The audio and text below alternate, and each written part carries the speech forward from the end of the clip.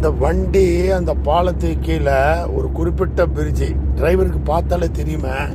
இது வந்த ஸ்பீடு என்ன, அவ்வளோ பெரிய இரும்பு கண்டெய்னரு பேக்கில் அடித்து நொறுக்கி இருக்கு ஃப்ரெண்டில் பாருங்கள். என்ன கணக்கில் வண்டி ஓட்டுறாங்கன்னே தெரில. ரொம்ப தாழ்வான பிரிட்ஜின்னு அங்கேருந்து வரும்போதே அந்த பிரிட்ஜு காட்டுது.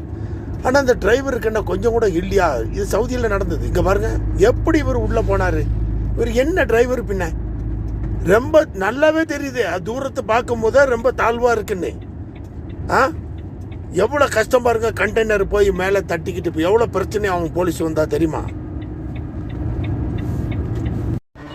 இந்த சம்பவம் சைனாவில் தான் நடந்திருக்கு. ஆனால் மோட்டார் தொழிலுங்கிறதுனால நான் எடுத்து போட்டிருக்கேன்.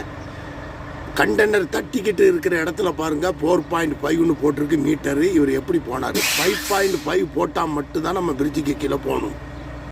இப்போ நாங்கள் ஹைவே பிரிட்ஜில் நிப்பாட்டியிருக்கேன். இந்த பிரிட்ஜு பாருங்க எத்தனை நம்பர்னு பாருங்க. இங்கே பாருங்க என்ன போட்டிருக்கு மீட்டர்னு பாருங்க.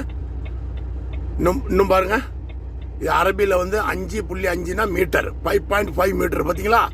இந்த மாதிரி பிரிட்ஜில் மட்டும்தான் நம்மளுடைய வண்டிகள் உள்ளே நுழையும்.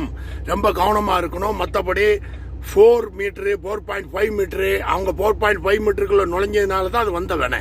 ரொம்ப கவனமாக இருங்க. ஓகே, நன்றி.